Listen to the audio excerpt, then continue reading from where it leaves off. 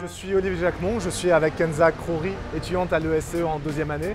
On est présentement devant une librairie qui s'appelle Les Parages dans le 11e, rue Sedaine. Alors vous le voyez là, on a enlevé le masque parce qu'on est statique, on est juste devant la librairie. On respecte la distanciation sociale réglementaire.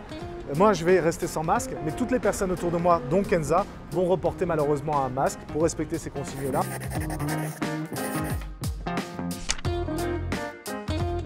Si nous sommes ici, c'est dans le cadre du Forum des Humanités, un programme qui est destiné aux étudiants de l'ESCE. Et cette année, pour la première fois, nous avons décidé d'organiser un jeu concours auprès de nos étudiants en leur proposant une liste de livres qui étaient destinés à programmer le prochain Forum des Humanités. Et nous leur avons demandé de déterminer quels livres étaient explicitement destinés à ce programme. Kenza nous a envoyé un mail, elle a fait une sélection presque sans faute. Nous avons décidé de profiter de cette occasion pour lui remettre en librairie le livre qu'elle a choisi parmi les livres proposés. Et elle va également nous parler de 2 livres qu'elle a particulièrement affectionnés. Kenza Crowry, bonjour. Bonjour. Alors moi c'est Kenza, j'ai 19 ans et cette année c'est ma deuxième année à l'ESCE. Je fais partie du programme franco-allemand qui est proposé entre l'ESCE Paris et la HWR à Berlin. Il y a 2 livres qui m'ont particulièrement marqué. Le premier c'est La confusion des sentiments de Stefan Zweig. Je te propose qu'on aille regarder où se trouve ce livre. Alors ce livre raconte l'histoire d'un vieux professeur qui se remémore ses années étudiants et qui nous raconte ici la relation qu'il a eue avec un de ses professeurs. On ressent parfaitement cette idolâtration qu'on peut avoir pour un professeur, cette admiration qu'on peut avoir et qui peut pousser à s'investir dans l'apprentissage. Le professeur va prendre l'étudiant sous son aile, le guider, lui faire découvrir sa vie privée, mais dans le même temps, ce professeur va tout d'un coup se refermer et cesser d'aller vers l'étudiant.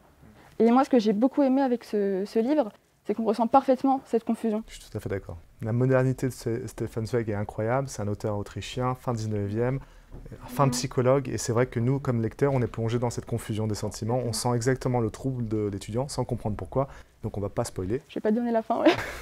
Mais on le garde avec nous, on le prend. Et comme ça, après des étudiants, mon cas m'a écrit, le premier qui m'écrit, qui me dit j'ai envie de lire ce bouquin-là, il viendra le chercher à l'ESCE, on lui prêtera, il le rendra. On va faire une sorte de bibliothèque aussi ESCE grâce à vous. Il y en a un deuxième qui m'a particulièrement plu, voilà, La goûteuse d'Hitler. Ouais. Et donc ici, on suit la vie d'une jeune femme dont le mari est sur le front. Un beau jour, elle est appelée par le gouvernement allemand pour devenir goûteuse d'Hitler. Alors du coup, les goûteuses, c'était des jeunes femmes, un groupe de jeunes femmes, pour goûter tous les plats qu'Hitler allait manger. Et ce, bien sûr, afin d'être sûr qu'il n'y ait pas de poison dans les plats. Une nouvelle fois, ce qui m'a frappée avec ce roman, c'est la manière dont les sentiments sont transmis. Le personnage se sent privilégié par rapport aux autres personnes, parce qu'évidemment, on lui offre à manger, mais en même temps, on ressent parfaitement bien son angoisse, sa peur, parce que chaque bouchée peut être la dernière. Et c'est inspiré d'une histoire vraie. Aussi, oui. Une femme allemande qui a témoigné tardivement de son expérience de goûteuse d'Hitler.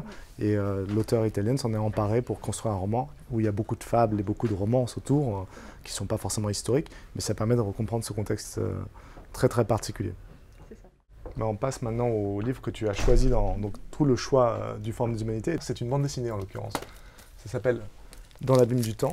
Comme vous pouvez voir, la couverture est renversée. Alors, pour votre génération, c'est très familier, c'est un manga. Alors, c'est une rencontre étonnante parce que c'est entre un univers de manga, qui a été primé d'ailleurs à Angoulême, et un auteur de science-fiction américain qui s'appelle Lovecraft. On a encore un vieux professeur qui connaît une période d'amnésie de 5 ans, pendant laquelle il a eu des comportements qui ne sont pas du tout lui, et où il s'est mis à lire de façon frénétique, même dans des langues qu'il ne connaissait pas. Et au bout de 5 ans, il retrouve sa personnalité comme s'il était revenu à nouveau dans son propre corps. Mais il continue à être hanté par des terreurs nocturnes qui le font visiter des cités perdues, des cités inconnues. Et toute la question est, quels sont ces délires? Est-ce que c'est des simples terreurs nocturnes? Est-ce que c'est un territoire qui a véritablement existé? Alors je t'en dis pas plus, mais ça croise toujours à la fois des recherches archéologiques, des anthropologues, des scientifiques, etc. Ça a un air sérieux et en même temps ça dit vraiment la folie. Ça, c'est pour toi. Merci beaucoup. Voilà, on a fini nos emplettes. Donc, moi, je garde ça. Et Kenza, tu récupères ça.